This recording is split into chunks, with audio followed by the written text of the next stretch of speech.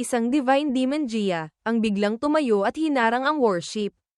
Hayop na demon Gia, nang ahas kang pahiyain ako, ang Crown Prince. Kanina, ngayon, kailangan mong magbayad. Narinig niya ito at tumawa ng malakas. Ha ha ha, batang hindi alam ang taas ng langit at lalim ng lupa. Mamatay ka na, God's Cannon. Iputok para sa akin. Enerhiya ang naiipon sa bunganga ng kanyan. Nagulat ang demon Gia at sumigaw. God's Cannon. Tumama ang kanyan diretso sa bibig ng demon Gia. Isang malakas na pagsabog ang yumanig sa kalangitan. Munting hayop, nang ahas kang gamitin ang God's Cannon sa akin. Haha, hindi ba't pagputok lang ng kanyan na nagkakahalaga lamang ng 10 bilyong Martial God Coins? Ang buong Vermilion Bird Empire na ito ay pag-aari ng aking Kuang family.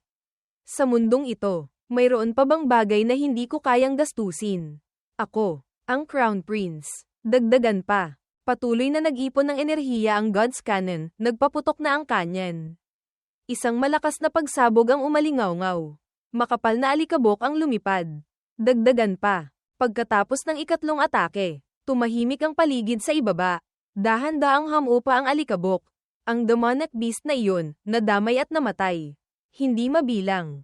Munting hayop. Hinding-hindi kita patatawarin. Maghihintay ako. Ako, ang Crown Prince. Napakalakas. Tulad ng isang demon god. Ngunit natalo at tumakas. Itong si Kuang Thai Thung, alam niyang kahit gamitin pa niya ang God's Cannon ay hindi niya mapapatay ang demon Gia. Ngunit umatake pa rin siya. Kahit pa magdulot ito ng isang malaking kaaway, mukhang hindi niya talaga pinapansin ang demon Gia. Malamang ay tiwala siyang mapupuksa niya ito sa hinaharap. Kanina, yung mga pagsabog na iyon, hindi ko alam kung ilang demonic beasts ang nadamay at namatay. At wala siyang pakialam. Ipagpatuloy ang paghahanap sa Dragon Elephant. Pagkalipas ng 3 araw, 3 araw ng si Kuang Thai Thung ay patuloy na maingay. Walang pagtatago, hindi ko alam kung ilang makapangyarihang level 9 demonic beasts ang kanyang naistorbo. Kahit pa mga demon gods. Gayunpaman, wala nang demon god na nang ahas pang lumabas at makipag-away sa kanya. Ito ang lakas ng 5 dakilang imperyo. Basta't hindi mo gagalitan ang 4 na dakilang divine lands. Isang warship lang ay sapat na para maghari sa buong kontinente. Sa sandaling iyon, biglang gumalaw ang salamin, monitoring device. Tumutok sa isang demonic beast sa ibaba. Agad tumayo ang Dragon Elephant. Inatake ang warship. Ang atake nito ay nagpayanig sa warship. Bilisan. I activate ang Grand Defensive Array. Nang ma-activate ang array, naging matatag muli ang warship. Ha ha ha. Dragon Elephant. Sa wakas, natagpuan din kita. Dragon Elephant. At saka, ang Dragon Elephant na ito ay nakakumpleto na ng kalahati ng kanyang metamorphosis. Malapit nang maging isang demon god. Kung maiinom ko ang dugo nito, ang aking Dragon Elephant art, tiyak na matagumpay na angat sa ika-13 level. Putukan ng kanyan. Isang malakas na pagsabog ang yumanig sa kalangitan. Ang mga puno sa paligid ay tinangay. Dahan-daang hamupa ang alikabok. Ang Dragon Elephant ay tinamaan at bumagsak. Hindi gumagalaw. Buhatin ninyo ang Dragon Elephant dito. Ha ha ha. Ang pagkakataong magpakitang gilas sa harap ni Crown Prince ay dumating na. Lahat kayo, sabay-sabay tayong umakyat. Buhatin ninyo ang Dragon Elephant na iyon sa harap ni Crown Prince.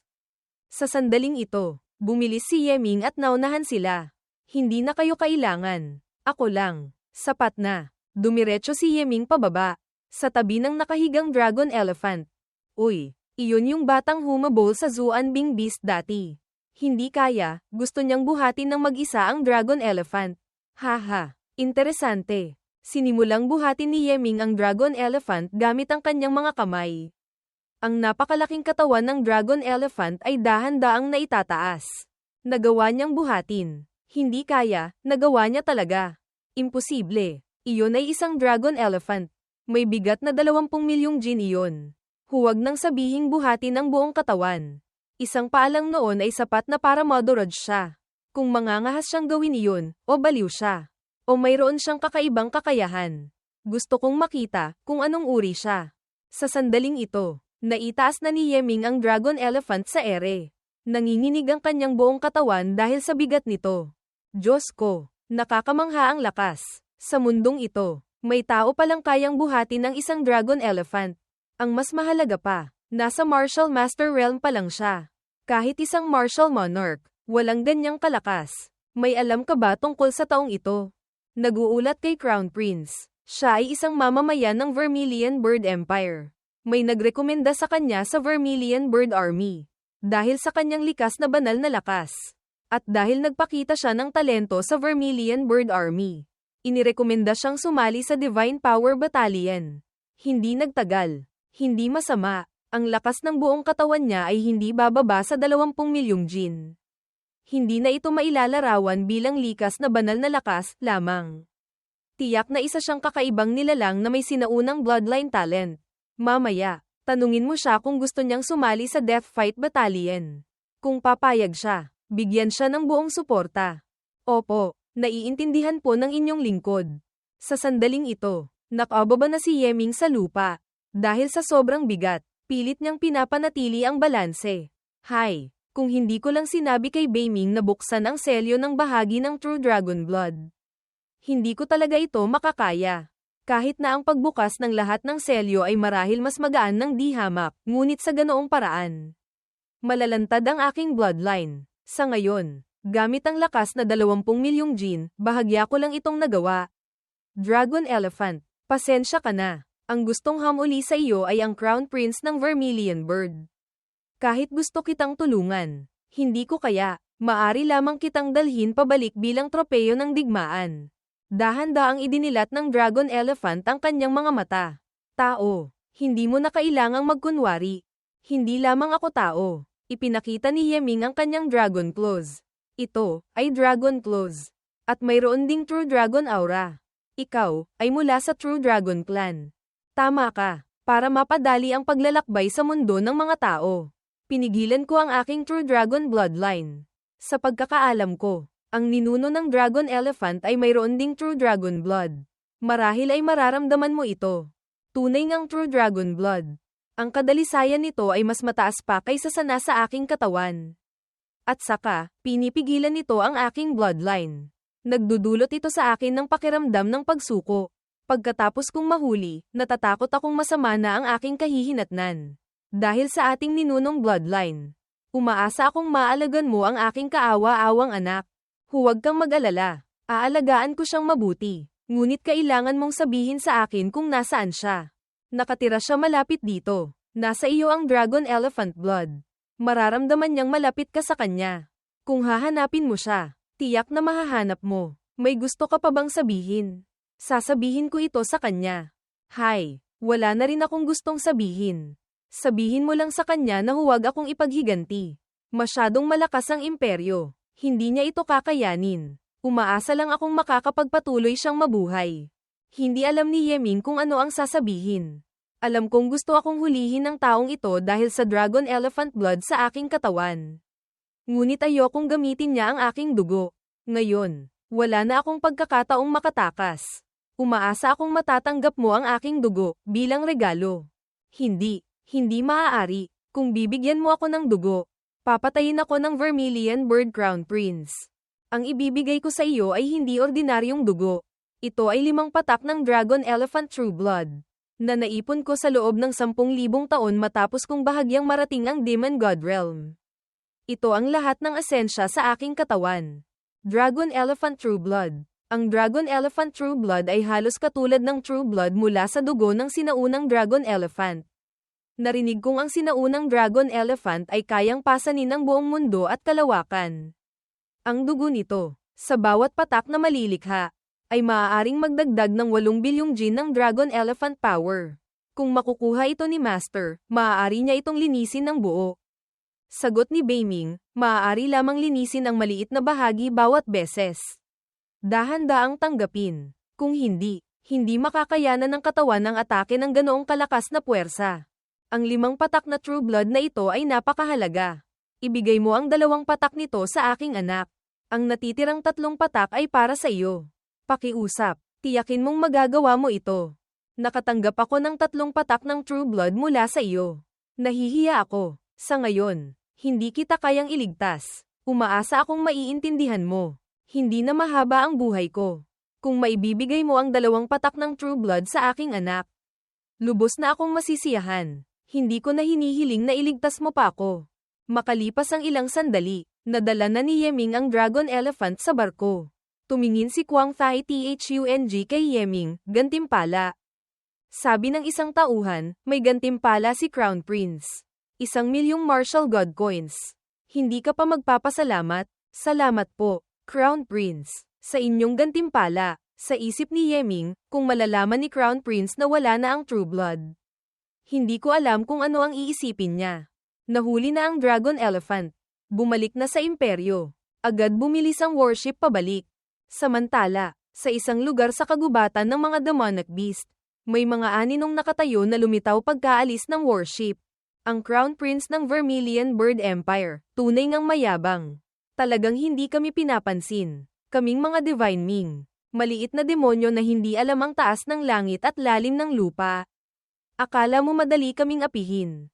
Hindi mo alam. Malapit ka nang mamatay. Noon, nakipagtulungan kami sa Outer Heaven Demons para atakihin ang Tungtian Divine Scholar. Isang nakamamatay na atake, kung walang proteksyon ng Tungtian Divine Scholar. Ang Vermilion Bird Empire ay hindi makakatagal kahit isang atake. Ang susunod na hakbang, hihintayin na lamang ang pagkilos mo. Bull Demon God, at ni Fire Phoenix God. Malapit na. Ang malaking bagay na ito, paparating na. Pagdating ng panahon, ang 4 na natitirang imperyo ay magiging abala sa sarili nilang mga problema. Tiyak na hindi nila tutulungan ang Vermilion Bird Empire. Maaari na nating ganap na sakupin ang Vermilion Bird Empire. Magkakaroon tayo ng 10 trilyong tao bilang mga alipin. Sige, maghanda na ang bawat isa. Agad na umalis ang mga Divine Ming. Nawala sa lugar na iyon. Bumalik sa worship ni Kwang Thai Thung. Kinokolekta niya ang dugo ng Dragon Elephant para sa cultivation. Bigla siyang may napansing mali. Anong nangyayari? Bakit ganito? Ang dugo ng dragon na ito, napakasama ng kalidad. Ang Dragon Elephant power sa loob ay napakakaunti. Kahit ubusin ko pa ang dugo nito, hindi ako makaka-breakthrough kahit sa pinakamababang unang level. Nananatiling nakapikit ang Dragon Elephant. Walang sinasabi. Hindi magsasalita. Ha, sige, kunin ninyo lahat ng dugo niya. Tingnan natin kung gaano siya katagal makakatagal. Ang mga sundalo ay may hawak na sandata. Tinutusok ang paligid ng katawan ng Dragon Elephant.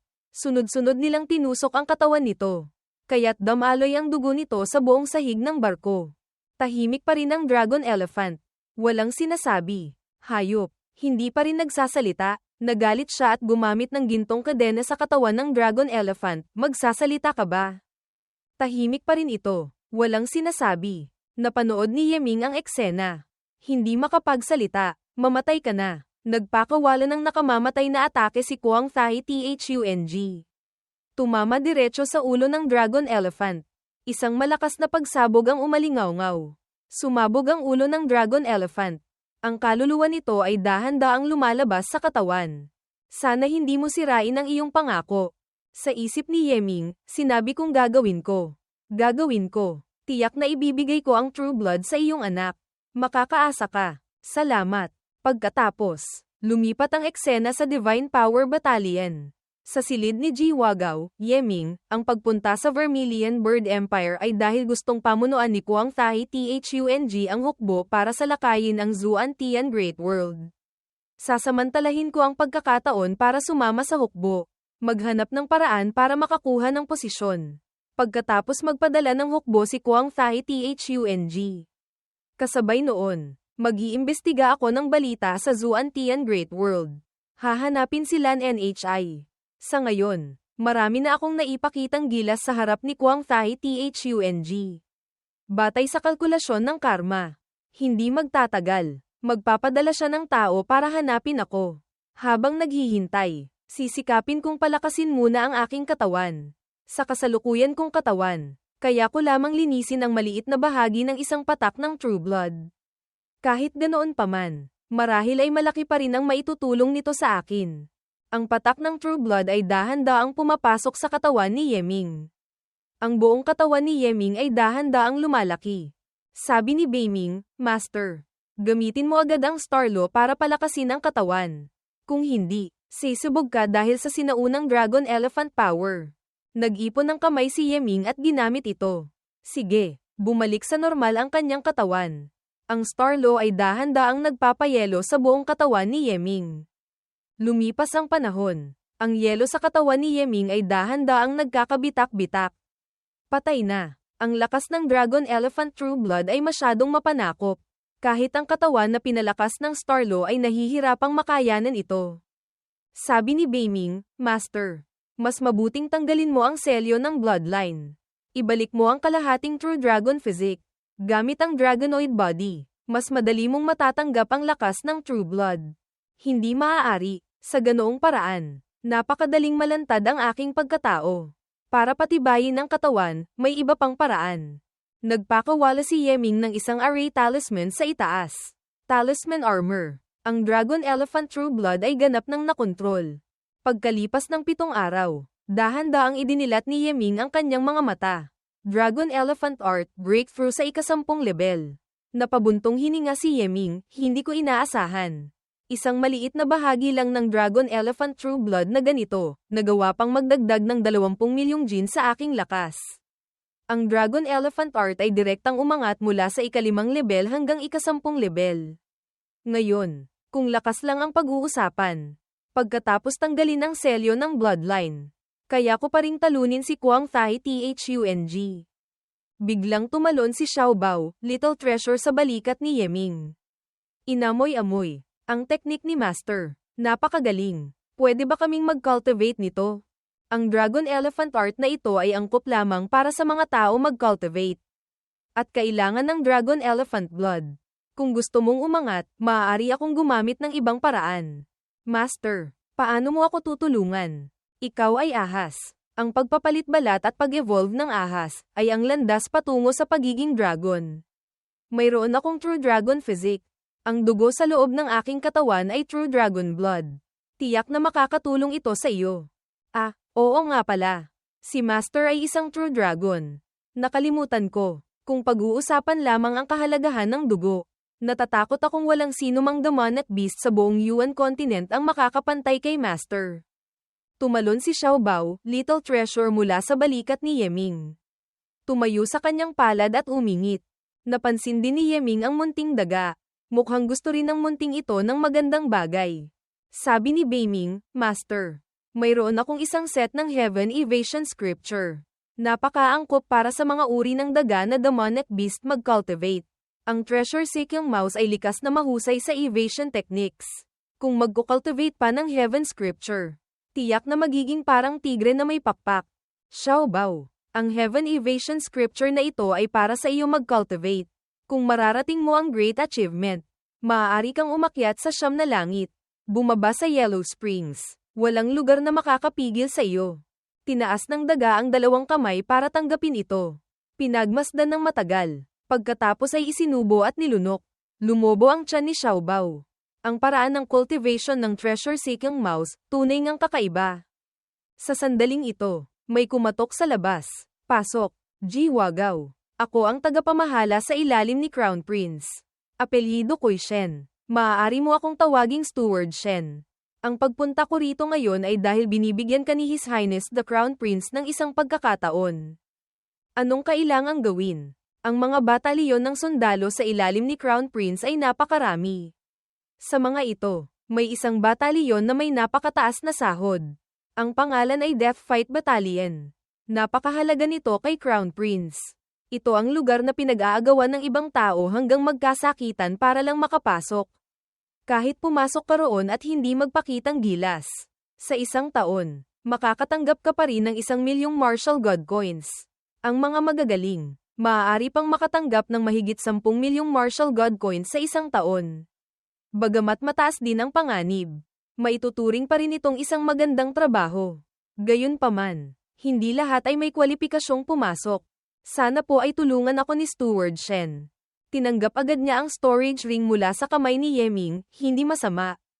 Ang mga natitirang bagay, ako na ang bahala. Bukas, lumipat ka na sa Death Fight Battalion. Kinabukasan, sa Death Fight Battalion, may 2 taong nagsusuntukan. Sige, boss. Sige. Pabagsakin mo ang walang matang bagong dating na iyan. Ipakita mo sa kanya ang galing ng ating Death Fight Battalion. Ang kanilang ibos ay nag-ipon ng lakas sa kamao. Tumutok diretso sa dibdib ng kalaban.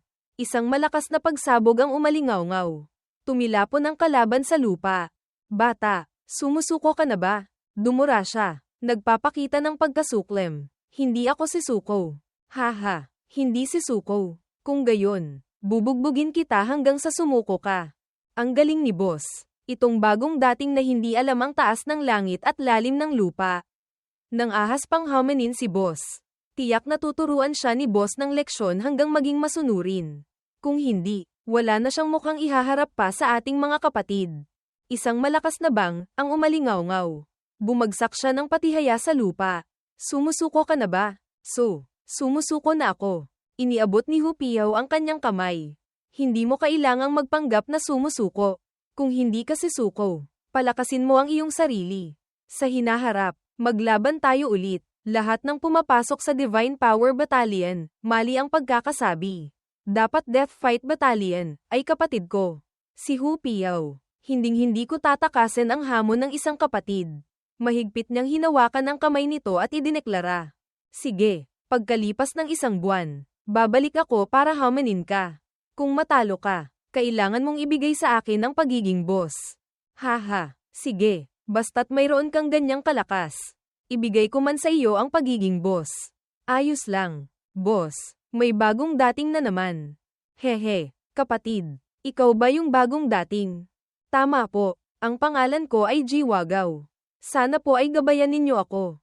Sa isip ni Yeming, parehong mula sa Vermilion Bird Army. Ang Death Fight Battalion ay nagbibigay ng ibang pakiramdam kumpara sa Divine Power Battalion. Hindi masama, ang ating Death Fight Battalion ay may isa na namang kapatid.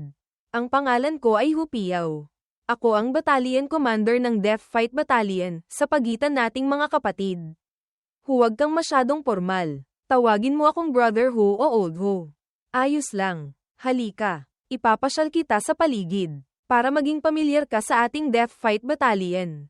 Kapatid, ang mga tao sa ating Death Fight Battalion ay hindi marami. Kasama ka, 19 lang tayo. Ang realm ng karamihan ay nasa Grand Martial Master.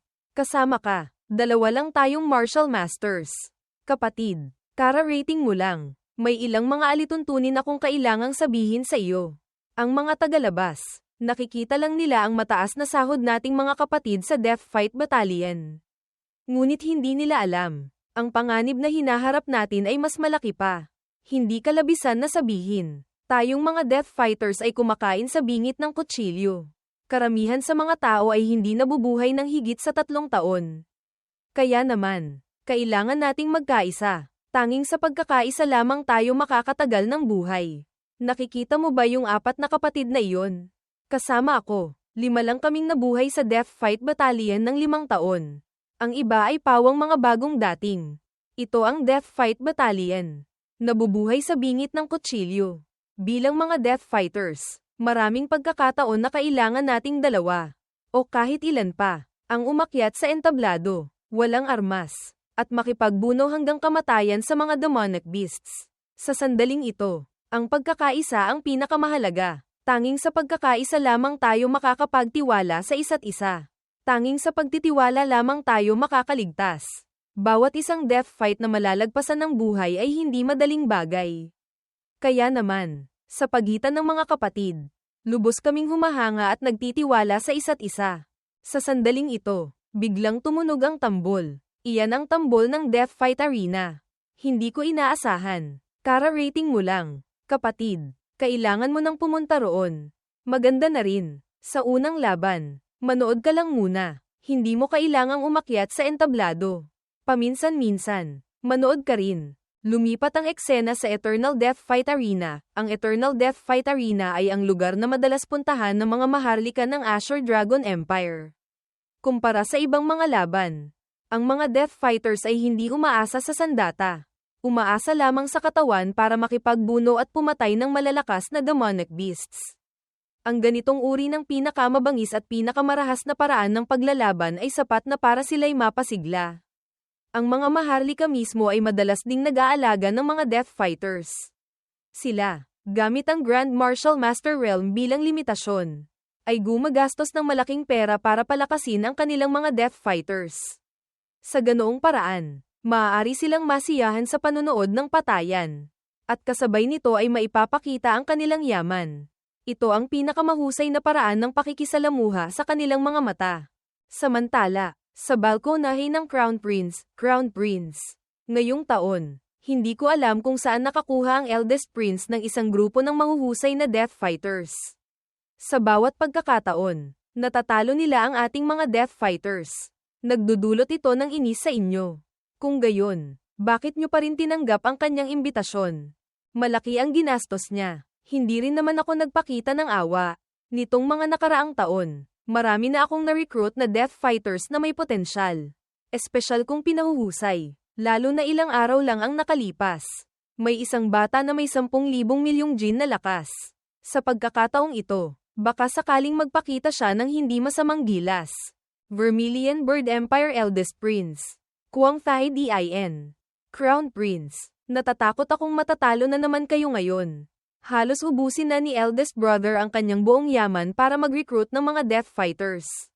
Ako, bilang kanyang kapatid, syempre hindi ko siya mapapantayan.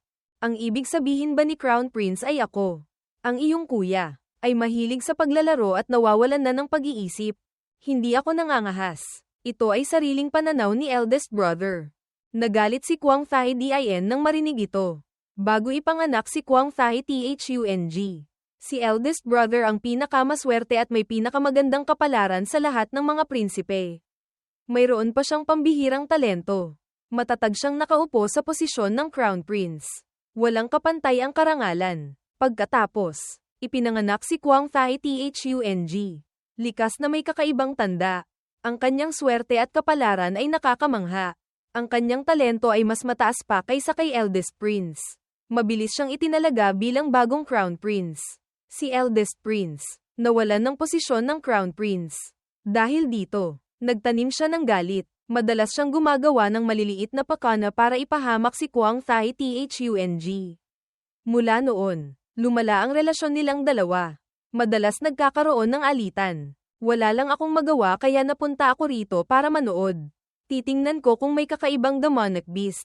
Hindi ko inaasahan na makakaharap ko sila. Napakamalas. Ayokong marinig silang magtalo. Munting kapatid na babae. Sa tingin mo, ang Death Fighter ko ba o ang kay Crown Prince ang mananalo?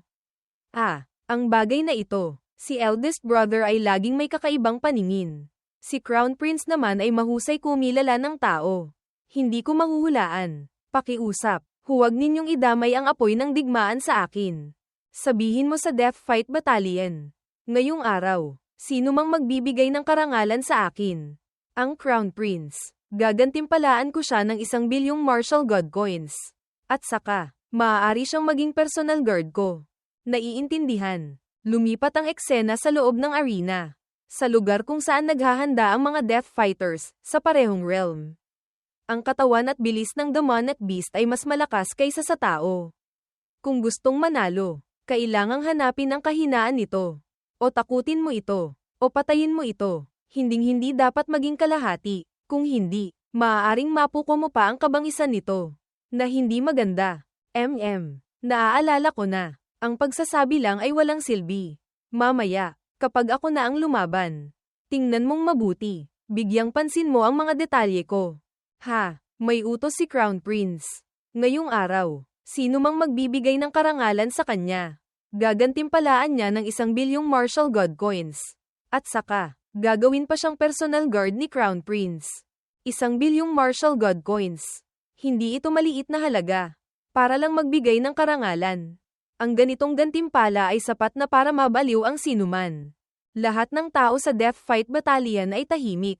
Madilim ang mga mukha. Ang ganitong gantimpala ay sapat na para mabaliw ang sinuman. Battalion Commander. Mukhang hindi interesado ang lahat. Kulang pa ba ang gantimpala? Kapatid, gaano man karami ang pera, kailangan pa ring ipagpalit ng buhay. Kahit mag-alok pa si Crown Prince ng 1 trilyong. Ganito pa rin ang magiging reaksyon namin. Tandaan mo ito, habang mas mataas ang gantimpala, mas malaki rin ang panganib. Ngayong araw, kailangan nating lumaban ng 5 beses. Tatlong laban sa iisang hayop. Isang laban sa maraming hayop. Isang laban na magulo. Ang unang haharapin ay isang 4th grade demonic beast. Ang earth-shaking Rhino Bull. Ang hayop na iyon ay may pambihirang lakas. Napakahirap kalabanin. Ang gantimpala ay 30 milyong martial god coins. Sino ang gustong lumaban? Boss, ang labang ito, para sa akin na. Sige, Man Niu, mayaman ka sa karanasan. Malakas ka rin. Ang unang laban ay ikaw na ang lalaban. Ang ikalawang laban ay isang 4th grade demonic beast. Ang Illusion Shadow Lynx. Ang bagay na ito ay kasing bilis ng kidlat. Ang 4 na paa ay malalakas. Napakalupit at brutal. Ang mananalo ay makakakuha ng 50 milyong martial god coins. Sino sa inyo ang gustong lumaban? Para sa akin na. Sige, Qing Feng. Mabilis kang kumilos. Ang pagharap sa Illusion Shadow Lynx ay hindi ka malalamangan. Ikaw na ang lalaban. At ang ikatlong laban. Ang ikatlong laban. Ako na ang bahala. Kalokohan. Ang ikatlong laban ay isang 5th grade demonic beast. Ang Ghost Tiger. Ang lakas nito ay katumbas ng isang martial ancestor. Siya ang pinakamahirap kalabanin sa lahat ng demonic beasts. Ang iyong realm ay nasa martial master pa lamang. Paanong makakaharap mo siya? Ano? Ghost Tiger ba? Napakahirap kalabanin ng Ghost Tiger. Kahit isang ordinaryong martial ancestor ay hindi niya kalaban. Tapos ipapalabas pa nila ang demonic beast na iyon.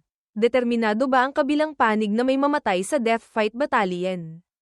Sino ang hindi nagsasabi niyan? Para sa mga maharlikang iyon.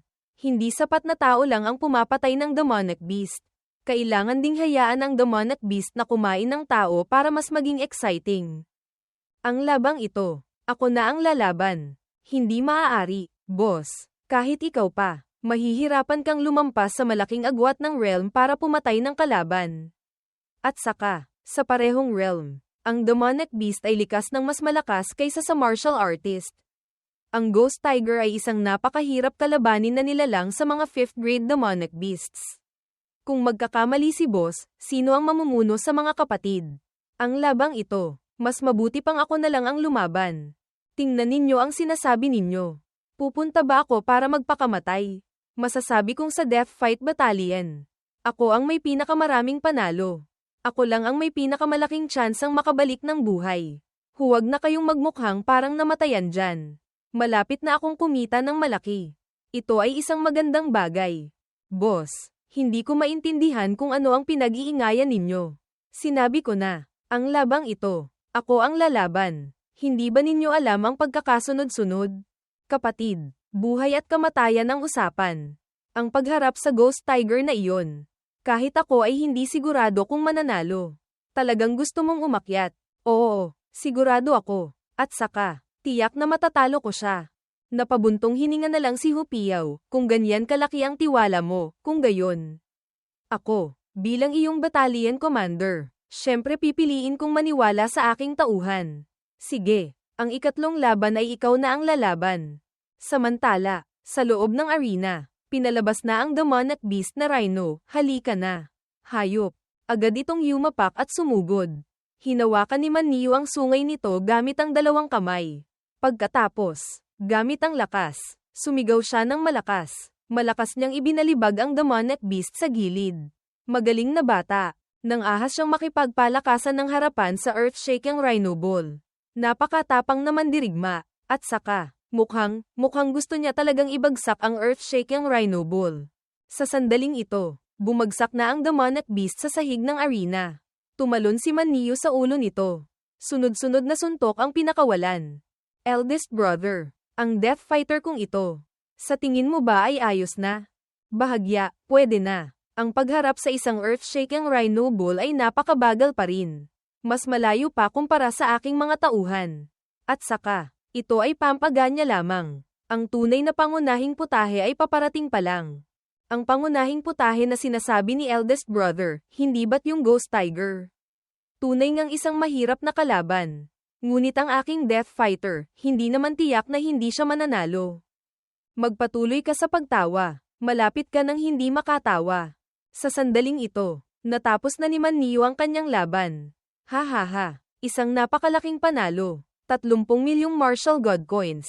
Nasa kamay na. Ngayong gabi, Si Maniu ang mag-iimbita sa mga kapatid na uminom at magsaya. Isang salita lang. Ngayong gabi, pupunta tayo sa Chunfanglu, Pavilion of Many Fragrances. Uubusin natin ang pera mo. Haha, pagdating doon, ibibigay ko ang pinakamagandang babae sa mga kapatid.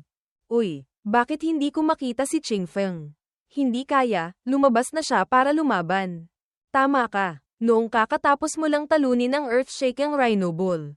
Lumabas na siya para lumaban. Huwag na tayong tumayo rito. Bilisan natin. Tingnan natin ang laban. Sa sandaling ito, mula sa loob ng Loiday, umalingaw-ngaw ang mga sigaw ng takot. Nakagat na siya ng demonic beast sa bibig. Tutulong. Tulungan niyo ako. Pagkatapos ng isang kagat, si Qingfeng ay tuluyan ng tumahimik. Paano nangyari ito? Bagamat sa lakas ni Qingfeng, hindi niya kayang manalo ng malaki laban sa Illusion Shadow Lynx, ngunit hindi bababa sa dapat may 40 hanggang 60 tsansa siya. Bakit ang bilis niyang natalo? Isa na namang kapatid ang nawala. Kung pinili natin ang landas na ito, syempre handa na rin tayong mapatay. Kahit ganoon pa man, umaasa pa rin akong mabubuhay kayong lahat. Jiwagaw, ang susunod na laban ay ikaw na. Kailangang mag-ingat ka ng husto. Boss, huwag kang mag-alala. Babalik akong buhay. Uy, hindi ako nagkamali ng dinig. Hindi ba? Tinawag ni Jiwagaw ang ating boss na boss. Tama ka, dati. Malinaw na tinatawag niya itong battalion commander. Mukhang ang Death Fighter sa ilalim ni Crown Prince ay hindi rin naman pala magaling. Tahimik si Kwang Thai Thung. Madilim ang mukha, eldest prince. Ang resulta bang ito ay kasiya siya sa inyo? Hindi masama. Ang Death Fighter sa ilalim ni Kwang Thai Thung. Kahit 10 palitan ay hindi nakayanan. Sapat na para mapahiya siya. Ngunit, gamit lamang ang antas na ito. Hindi pa rin sapat. Eldest Prince, huwag kang mag-alala. Ang susunod na laban ay ang pinakamalakas na demonic beast sa Death Fight Arena ang lalabas. Ngayong araw, ang Ghost Tiger. Para harapin ito, balak sana ni Crown Prince na ipadala ang pinakamalakas niyang Death Fighter. Gayunpaman, matagal ko nang ginalaw ang Ghost Tiger. Tulad ng Illusion Shadow Lynx na iyon. Ang ikatlong laban ng hayop na ito, tiyak na magdudulot ng sakit kay Crown Prince. Inaasahan ko ang iyong ipapakita. Bagamat si Crown Prince ay may espesyal na talento at pambihirang swerte. Ako, bilang kanyang kuya, ay talagang hindi makakapantay. Ngunit ang pag-aalaga ng Death Fighter na ito, hindi ako sigurado. Sa huli, kailangan pa ring gumastos ng pera. Ang ibig sabihin ba ni eldest brother ay ako, si Kwang Thai Thung, ay hindi kayang gumastos ng ganitong halaga? Sino ang susunod na lalaban? Naguulat po kay His Highness. Si Jiwagaw po. O, yung taong nagbuhat ng Dragon Elephant pabalik. Hindi masama, nararamdaman kong may potensyal siya. Kung magagawa niyang manalo ng maganda sa susunod na laban, gagantimpalaan ko siya ng 100 bilyong Martial God Coins. Ha, 100 bilyong Martial God Coins. Ang bagay na ito, paano? Hindi kaya, pati ikaw ay nararamdaman mong hindi ko kayang ilabas ang ganitong halaga. Hindi po nangangahas. Hindi po nangangahas. Sa ibaba ng Loiday, lumabas na ang demonic beast na Ghost Tiger. Dahan-dahan ding lumabas si Yeming. Owa, anong nangyayari dito? Bakit ang lumabas para lumaban ay isang martial master? Isang martial master na lalaban sa isang 5th grade demonic beast. Malinaw na isang sakripisyo. Murang kabayo. Ano pa ang tinitingnan? Ibalik ang pera. Hindi kaya, naubusan na ng tao si Crown Prince. Nagpadala pa ng isang martial master para harapin ang Ghost Tiger. Hindi kaya, talagang naniniwala si Crown Prince na kayang talunin ng isang martial master ang isang martial ancestor. Kung ganyan katiyak si eldest brother, nangangahas ka bang tumaya ng isang laro sa akin? Maaari kong isangla ang mga tindahan sa Vermilion Bird Street. Tataya akong mananalo ang aking Death Fighter. Ang Vermilion Bird Street ay ang pinakaabalang komersyal na kalye sa southern capital ng imperyo. Bawat pulgada ng lupa ay ginto. Ang mga tindahan ni Kwang Thai Thung sa Vermilion Bird Street ay umaabot sa mahigit 10. Ang halaga ay hindi bababa sa 3 hanggang 500 bilyong Martial God Coins. Tapos, itataya niya lahat sa isang iglap. Ano na, eldest brother? Ayaw mo bang tumaya, kahit sa isang prinsipe na tulad ko? Ang daan-daang bilyong martial god coins ay tiyak na maituturing na malaking yaman. Talagang gusto mo itong ilabas para itaya. Ano na, eldest brother? Hindi ka ba naniniwala sa iyong sariling mata? O natatakot ka na sa loob mo? Kung gayon, hindi na tayo tataya. Baka sabihin pa ng iba na inaapi kita. Eldest brother, hindi ako nangangahas. Si Crown Prince ay talagang mahusay magbiro. Noong nakaraang taon, ang aking Chun Fang Lu ay kumita ng 40 bilyon. Noong nakaraang taon pa, 80 bilyon. Bawat taon ay dumodoble. Sapat na para isang lalaban sa iyong ilang mga tindahan. Munting kapatid na babae, halika't maging saksi. Sa larong ito, walang sino man ang maaaring mandaya. Sa sandaling ito, si Kuang Tuyet ay nakatutok pa rin ang tingin kay Yeming. Hindi pinapansin ang sinuman. Munting kapatid na babae. Tinatawag ako ni eldest brother. Tungkol ba sa pastahan? Narinig ko. Ang sarili ninyong pastahan. Ayos na iyon. Ang bagay na may kinalaman sa karangalan ng Imperial Family. Walang sino man ang sisira sa salita. Bakit, nararamdaman kong ang Death Fighter na ito ay may ilang pagkakahawig sa taong iyon. Hindi kaya, ilusyon lang ito. Simula nang lumabas siya, ang prinsesa ay nakatitig na sa kanya at natutulala. Hindi kaya, kilala ninyo ang taong ito. Hindi ko kilala. Nararamdaman ko lang na kamukhang kamukha niya ang isang kaibigan ko. Siguradong yung taong nagligtas sa prinsesa sa battlefield ng mga demonyo. Hindi ba? Tama ka. Matagal ko nang walang naririnig na balita tungkol sa kanya. Sa sandaling ito, sumugod na ang Ghost Tiger. Umuungal. Gusto mo akong kainin? Kung gayon, halika. Agad sumugod ang Ghost Tiger. Ginamit ang kamay para hampasin si Yeming. Agad ginamit ni Yeming ang Heavenly Killing Steps para umiwas. Pagkatapos, nag-ipon ng lakas sa kamao. Nag-condense ng lakas. Giant Force Fist. 20 milyong Jin. Ang suntok ni Yeming ay tumama diretso sa tagiliran ng Ghost Tiger. Ang batang iyon, talagang hanggal. Humarap sa isang 5th grade demonic beast. Hindi man lang naisip tumakas para mabuhay. Nang ahas pa siyang gumanti. Sa lakas niya, natatakot akong kilitilang iyon para sa Ghost Tiger. Haha, Crown Prince. Ang taong ito na nahanap mo, may kahanga-hangang tapang. Hindi na pag-usapan ng iba. Ang isang martial master na tulad niya na nang ahas pang suntukin ang Ghost Tiger ay sapat na para handgun ng iba.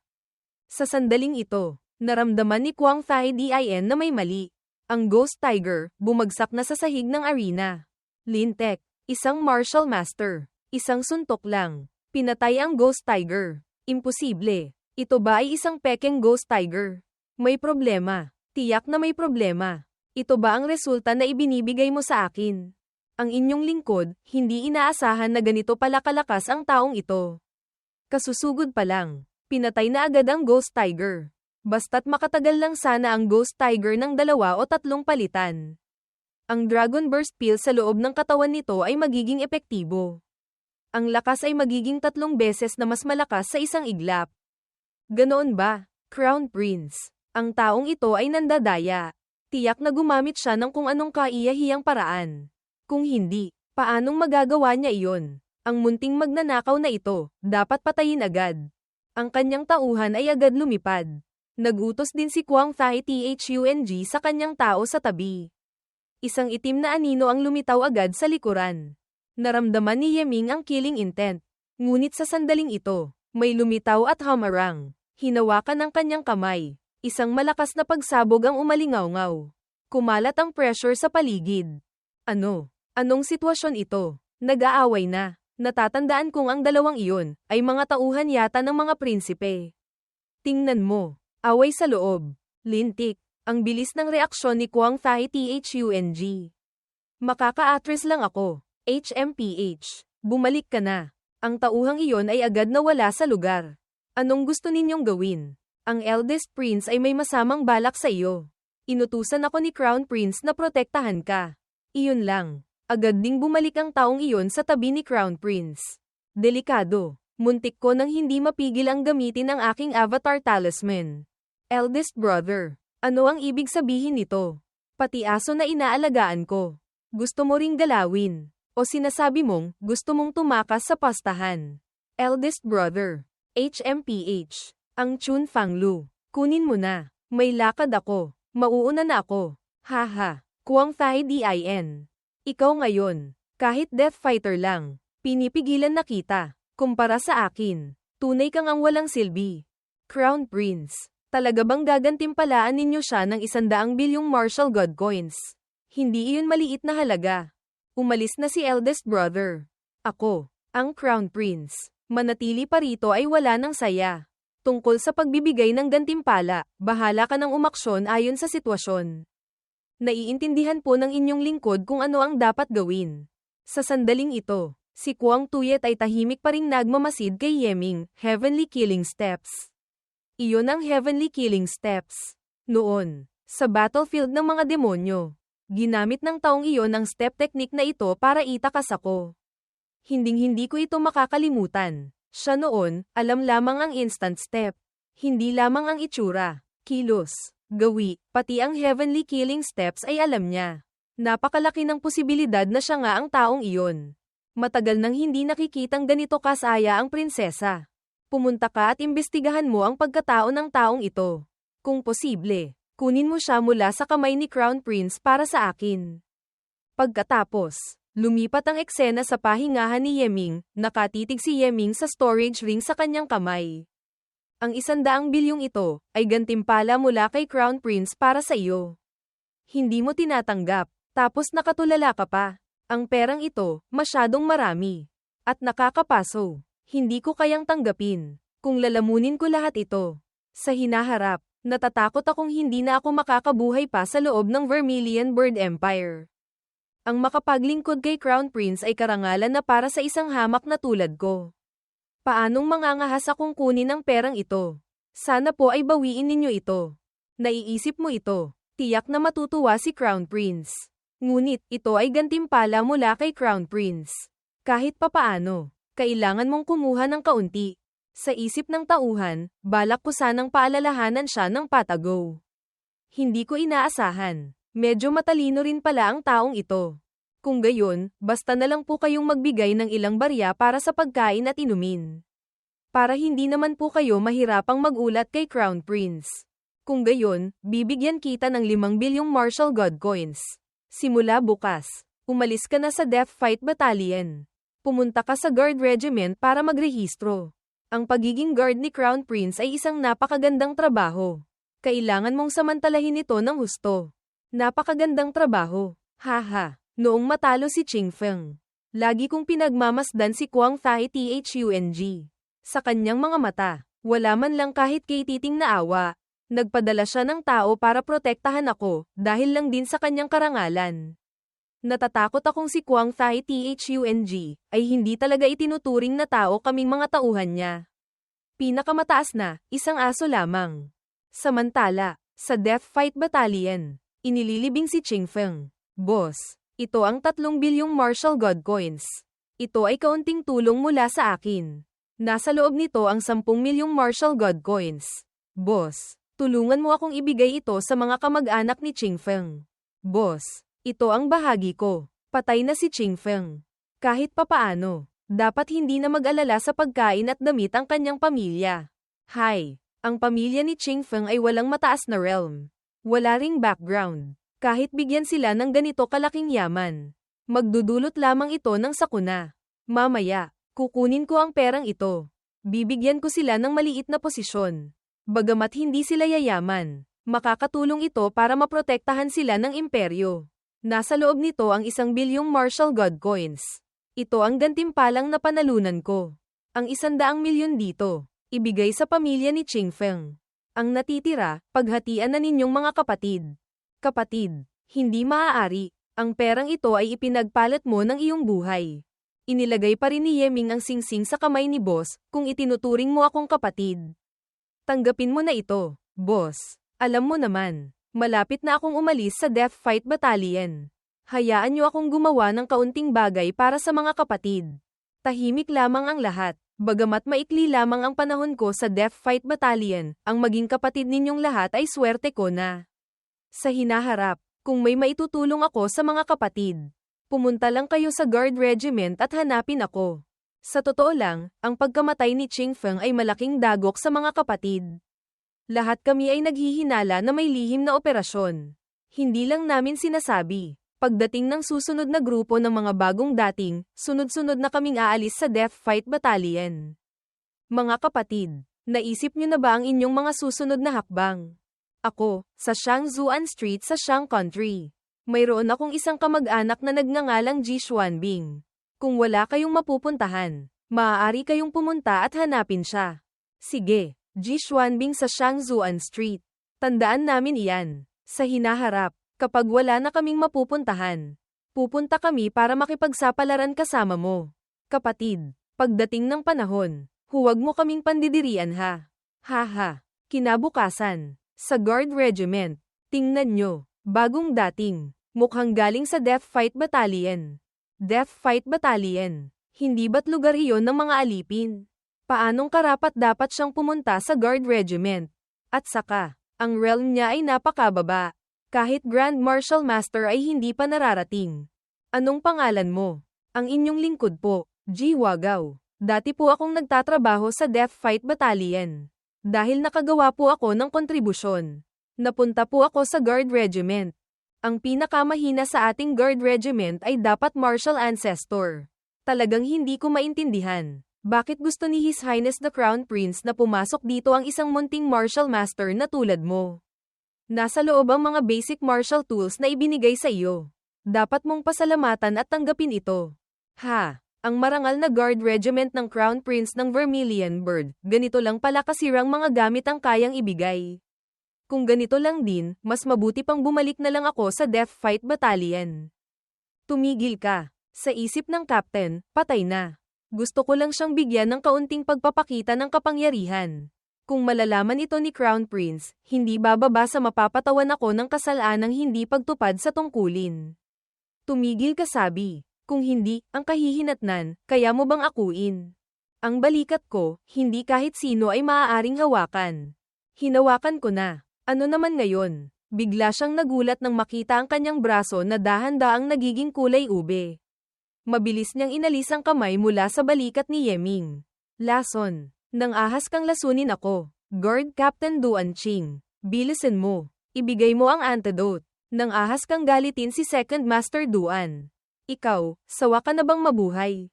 Ayusin siya. Sa sandaling ito, biglang bumagsak ang mga taong iyon. Lahat sila ay nalason. Lason. Paanong, nilason kaming lahat ng taong ito? Lintik. Ayoko pang mamatay. Ang kasuklam-suklam na bagay na ito. Mabilis siyang kumain ng isang detoxification pill. Ano ba talagang lason ito? Bakit walang epekto ang detoxification pill? Ang taong ito, tiyak na isang dalubhasa sa paggamit ng lason.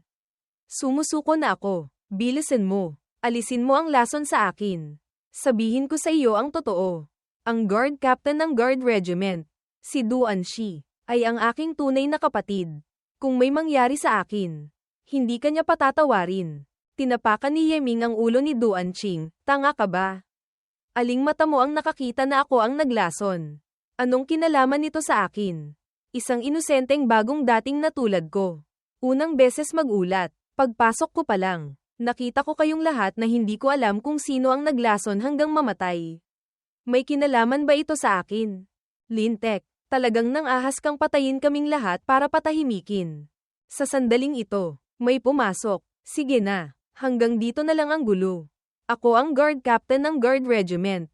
Si Duan Shi. Ang bagay na ito, si Duan Qing ang unang nagpakita ng kawalang galang. Munting kapatid, pagbigyan mo ako. Alisin mo na ang lason. Sa ibang araw, iimbitahan kitang uminom bilang paghingi ng tawad. Ang inyong lingkod, susunod sa utos. Sa isip ni Yeming, magkapatid sa iisang ina. Bakit ang laki ng pagkakaiba? Ang isa ay marunong makisama. Ang isa naman ay isang basura. Huminga si Yeming ng isang buga ng lason. Ganoon lang, naalis na.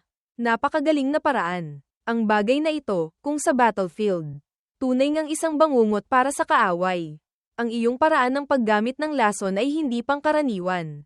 Kanino mo ito natutunan? Dati, nakakuha ko ng isang lihim na aklat tungkol sa paggamit ng lason, natutunan ko lang mag-isa. Hindi masama. Kaya pala pinayagan ka ni His Highness na sumali sa Guard Regiment. Kailangan namin ng mga talento na tulad mo. Huwag ka nang masyadong mag-alala. Bagamat si Duan Qing ay mayabang, kung makakapag-close ka sa kanya, matutuklasan mong marami rin siyang magagandang katangian. Sa isip ni Yeming, paanong magiging close ako sa ganitong klaseng tao? Duan Qing, pumunta ka at ayusin mo ang isang silid para kay Brother G. Ang mga gamit na dapat ibigay. Ibigay mo lahat sa kanya. Hindi na dapat siya pahirapan pa. Naiinis ang mukha ni Duan Qing, TSK.